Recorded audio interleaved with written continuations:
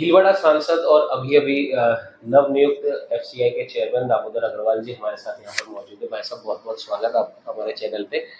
एक जो सबसे बड़ी जो हम कह सकते हैं जो समस्या है इस समय, किसानों की सुरक्षा की, खाद्यान्न के भंडारण की, और वो सही समय पे सही वक्त पर सही हाथों में पहुंचे, उसे लेकर भविष्य में क्या कुछ आपकी योजनाएं हैं, उस बारे में थोड़ा।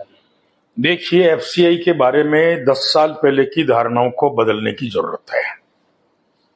पिछले 10-12 सालों में एफसीआई की कार्य पद्धति में उल्लेखनीय सुधार आया है, लेकिन सुधार की गुंजाइश सदैव बनी रहती है। 10 साल पहले एक धारणा थी, एफसीआई का मतलब है खराब गेहूं, सड़ा हुआ गेहूं। आज स्थितियां बदल चुकी हैं, लेकिन जब धारणाएं एक बार जहन में बैठ जाती हैं तो धीमे धीमे बदलती हैं। हमने कल Rajasthan food corporation of India की कंसल्टेटिव कमेटी को चेयर किया है। हमारे सामने फूड कॉरपोरेशन से संबंधित तमाम एक तरह से प्रतिवेदन पेश किया गया है। उसमें कुछ सुधार की गुंजाइश है। हमारे माननीय सलाहकार समिति के सदस्यों ने अपने सुझाव रखे हैं। मूल काम तो एफसीआई को करना है, उसके सिस्टम को करना है, उसकी मॉनिटरिंग, उसका एग्जीक्यूशन उनका और उनके उच्च अधिकारियों का काम है। हम सप्लीमेंट्री फोर्स है। How can be improve the working of FCI in the favour of public. तो हमने कुछ सुझाव दिए हैं। आपने कल देखा होगा कि बहुत ही फ्रूटफुल मीटिंग, एक बरसों बाद राजस्थान एफसीआई कंसल्टेटिव कमेटी की मीटिंग हुई। मुझे अभी कंसल्टेटिव चेयरमैन बने 1 महीना हुआ होगा। 15 से 15 सदस्यों की उपस्थिति और 3 घंटे बैठक चलना, और उसमें खुला विचार विमर्श होकर खुला सुझाव सत्र होना, और प्रत्येक सुझाव को रिकॉर्ड पर लेना और उसको 7 दिवस में प्रोसीडिंग में डालकर उस पर क्या इंप्लीमेंटेशन हुआ अगली बैठक में प्रस्तुत करना, और अगली बैठकें पीरियोडिकली 3 महीने में एक बार होना सुनिश्चित किया गया है। हमारा काम, हमको जो कमी बेशी दिखती है या जो सुधार की बात दिखती है, जहां हमारा सजेशन है, we will submit that suggestion to the ministry.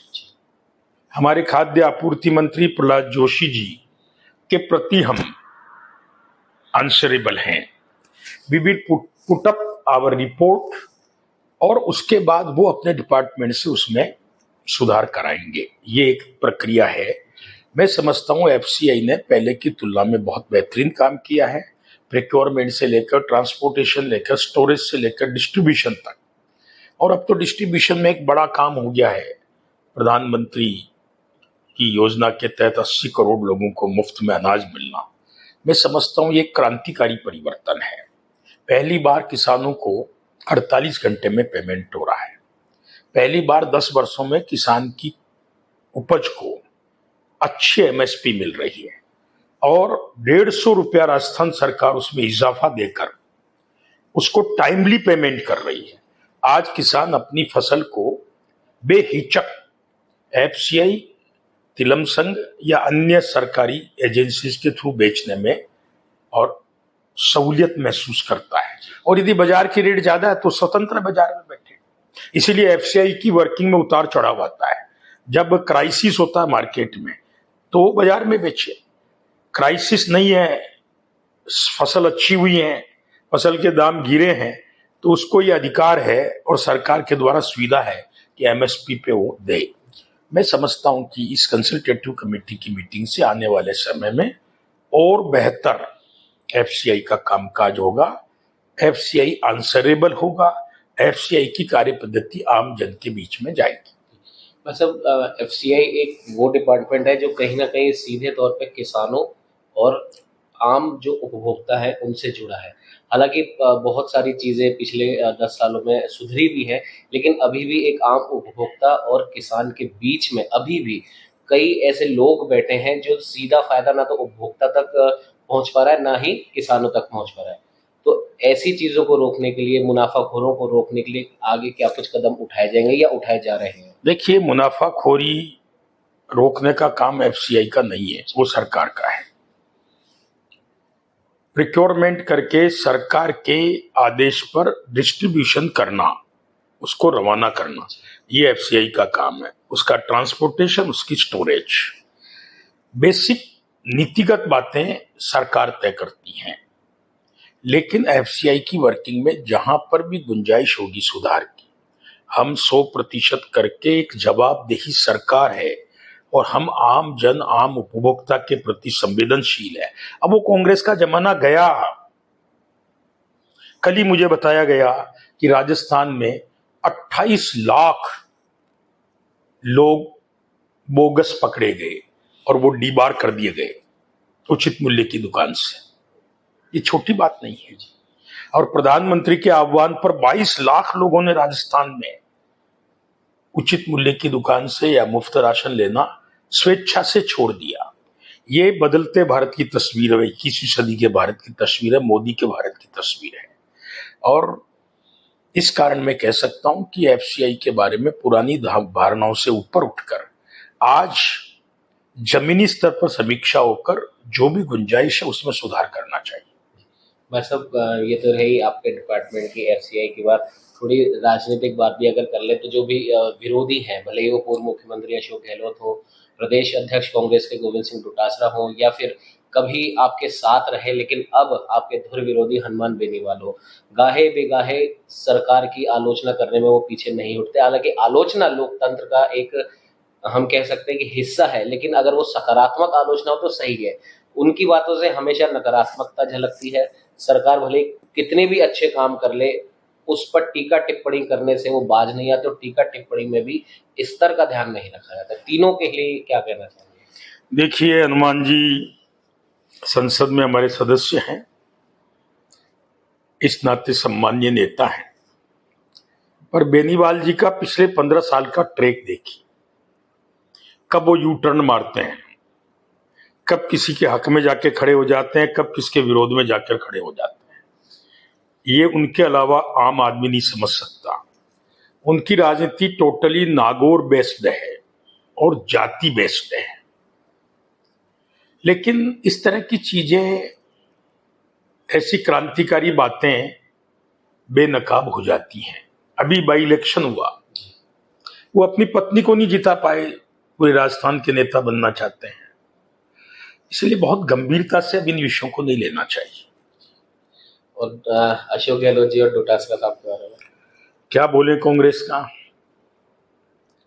जनता ने इनको लगातार ठुकरा दिया, इनको कह दिया कि बहुत हो गया, अब आप आराम करिए। इस हार को ये लोग पचा नहीं पा रहे हैं। इनकी क्या बात करें, राहुल बाबा नहीं पचा पा रहे हैं। राहुल बाबा सदन में ये प्रूव करने में लगे हुए हैं 99 इज हायर देन 240। डोटासरा जी का नाथी का बाड़ा कौन नहीं जानता है। जिस व्यक्ति ने तमाम नैतिकताओं को ताक में रखकर अपने परिजनों को अपने पद का दुरुपयोग करके लाभान्वित करके आरएस जैसी संस्थाओं में और यूपीएससी जैसी संस्थाओं में भी भ्रष्टाचार को जन्म दिया, उस व्यक्ति को नैतिक अधिकार नहीं कुछ बात कहने का। रही बात अशोक गहलोत जी, तो जादूगरी हैं। इनके किसी भी स्टेटमेंट का हकीकत से कोई संबंध नहीं होता है, पर जादूगरी बाजीगरी ज्यादा समय नहीं चलती है। मेरे तो इन दोनों तीनों नेताओं से आग्रह है, अपना घर ठीक करें। भाजपा के पास एक सक्षम, संवेदनशील नेतृत्व है जो हर परिस्थिति पर निगाह रखता है और समय पर निर्णय करता है। और मैं कह सकता हूं कि राजस्थान की सरकार भजन लाल जी के नेतृत्व में बहुत ही बेहतरीन तरीके से काम कर रही है। इसी कारण इनको जलन है कि हमको तो अगले 3-4 साल बाद भी घर पर ही रहना है, तो कुछ शगुफा छोड़ा जाए, कुछ सरसरी छोड़ी जाए और इस सनसनी के माध्यम से अपने अस्तित्व को जिंदा रखा जाए। इतना ही उनका शायद उद्देश्य है। भाई साहब, एक आखिरी सवाल है। सरकार जब विधानसभा चुनावों में थी या लोकसभा चुनावों में थी, तो युवाओं और बेरोजगारों को लेकर बहुत सारी बातें कही गई थी, लेकिन वर्तमान सरकार की हम बात करें, राज्य सरकार की, तो पिछले करीब 1.5-2 साल से युवा बेरोजगार अपनी विभिन्न मांगों को लेकर सड़क पर हैं, आंदोलन कर रहे हैं। फिर वो भले ही युवा मित्र हो राजीव गांधी युवा मित्र हो, एसआई भर्ती को लेकर आंदोलन हो, आरएस मेंस वाले हो, इन तमाम युवाओं बेरोजगारों को, हालांकि वो उन्होंने कभी विरोध नहीं करा क्योंकि हम लगातार उन्हें कवर कर रहे हैं, उन्होंने कभी भी मुख्यमंत्री जी का, राज्य सरकार के किसी भी मंत्री का उन्होंने विरोध नहीं करा। उन्हें बस ये आशा थी कि हमने इस सरकार को चुना है तो ये सरकार हमारी भी सुनेगी। उन युवाओं को, उन बेरोजगारों को क्या कहना चाहिए? राजीव गांधी युवा मित्र की बात नहीं करनी चाहिए। उसके माध्यम से अशोक गहलोत ने कांग्रेस के कैडर को मासिक वेतन देने का अपराध किया है। That is crime. कोई ट्रांसपेरेंसी नहीं थी, कोई नीतिगत पारदर्शिता के साथ चयन नहीं हुआ। बेरोजगार की समस्या बहुत बड़ी समस्या है, लेकिन आपको ये ध्यान में होना चाहिए कि राज्य सरकार ने 1 लाख लोगों को रोजगार दिया है और एक एसओपी, एक सिस्टेमेटिक भर्ती की प्रक्रिया को उजागर करके अखबार में भी दिया है। इसलिए आज युवा आशान्वित है कि इस बार के अवसर में मुझे नौकरी मिलेगी। लेकिन सरकार 100% युवाओं को रोजगार नहीं दे सकती। सरकार आबादी का अधिकतम 1% सरकारी नौकरी दे सकती होगी।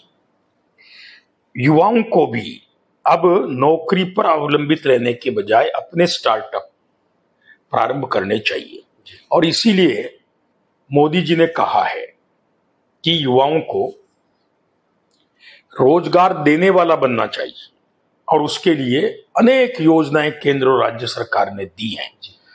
आज युवा डाइवर्सिफाइड भी हो रहा है। अब वर्ल्ड लेवल पे स्टार्टअप की दुनिया में भारत बहुत ऊंचे स्थान रखता है और जब तक कि सामाजिक सोच में अंतर नहीं आएगा, हर पढ़ा लिखा आदमी सरकारी नौकर बने, ये संभव कभी न था न है। लेकिन अधिकतम लोग कैसे सर्विस में आकर अपनी आजीविका ठीक कर सकते हैं, उसका प्रयास संवेदनशीलता के साथ किया है। हमने हमारे चुनाव घोषणा पत्र में 4 लाख लोगों को रोजगार देने की बात कही है। 1 लाख को हम दे चुके हैं। बाकी की प्रक्रिया का शेड्यूल, कैलेंडर भजनलाल जी ने जारी किया है। मैं भजनलाल जी का युवाओं के प्रति संवेदनशील एटीट्यूड को पसंद करता हूं, मैं उसकी तारीफ करता हूं, प्रशंसा करता हूं और युवाओं से विनती है कि सरकारी नौकरी के साथ साथ अपने स्वयं के कारोबार पर वो दिमाग लगाएं, ऐसा मेरा उनसे निवेदन है। ये थे हमारे साथ दामोदर अग्रवाल जी और एफसीआई के नवनियुक्त चेयरमैन होने के नाते एफसीआई में जो भी बुनियादी सुधार आगे भविष्य में जो करने हैं या जो होने चाहिए उस बारे में भी इन्होंने बात करी। विपक्षियों को भी इन्होंने करारा जवाब दिया कि आप अपना घर संभालिए, हमारा घर हम देखेंगे। जहां तक बात युवाओं की बेरोजगारियों की है तो दामोदर जी का साफ तौर पर कहना है कि वर्तमान सरकार, भले राज्य सरकार हो या केंद्र सरकार हो, युवाओं के लिए, बेरोजगारों के लिए नई योजना लेकर आ रही है। और जिस प्रकार से उन्होंने प्रधानमंत्री नरेंद्र मोदी जी का उदाहरण दिया कि मोदी जी खुद कहते हैं कि आप नौकरी लेने वाले नहीं बल्कि देने वाले बने, तो युवाओं को उस और भी सोचना चाहिए। बाकी जो हर संभव प्रयास सरकार के द्वारा किए जाने चाहिए वो आगे भविष्य में जरूर किए जाएंगे। सहयोगी कैमरामैन अजय के साथ उमंग माथुर, न्यूज़ 21।